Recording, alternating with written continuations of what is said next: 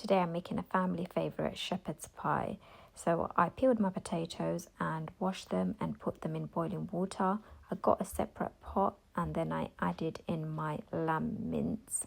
And I'm just going to let the lamb mince cook until I can see all the oil and the fat has sort of dried up. I started to add some garlic and some of my onions, because from the oil that's come out of the lamb mince, I'm just going to let some garlic and some of the onions cook in that, because I want it to be quite melted. So I've just given it a stir and put the lid on, and then I went back and just took the lid off, and I can see the onions have started to melt in with the minced meat. So I'm just giving it another stir, and I've just added my salt to this now. That's going to help the onions melt a bit more. And now, once it's cooked a bit more, I've added some olive oil to the center of the pot, just a little bit. And then I added in the rest of my garlic and the rest of my onions. And now I'm just going to mix it up. So this will now give the fried onion taste to the mincemeat. And I'm just mixing it all together. And now I'm going to start my seasoning. So I've started with garlic granules, a generous amount. The same with onion granules. I've just poured it in, and then white pepper, and then black pepper, and then I added in some paprika, and then I added in Cajun seasoning. I was very generous with this. And then I added in some dried parsley, and then I've just started to mix it all together. And I'm just going to let that cook for a bit.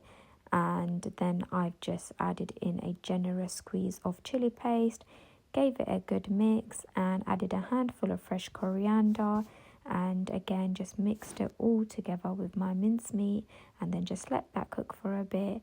And then I added in my pasta sauce, so I used just less than a half a jar, and then added in some boiling water. And now I'm just going to cover this and let that bring to boil. Whilst my sauce is cooking, I'm just going to start preparing my potato. So I've got rid of all the water, added a block of butter, and added some salt, and I'm just going to mash it all up. And then I'm just going to get a wooden spoon and just mix it together just to make sure it's mashed. And then I've just added in some grated cheddar and a mix of grated mozzarella, and I'm just going to mix that all together again with the wooden spoon, and just until it's smooth. And now I've got my baking tray, and I'm just going to make it all come together.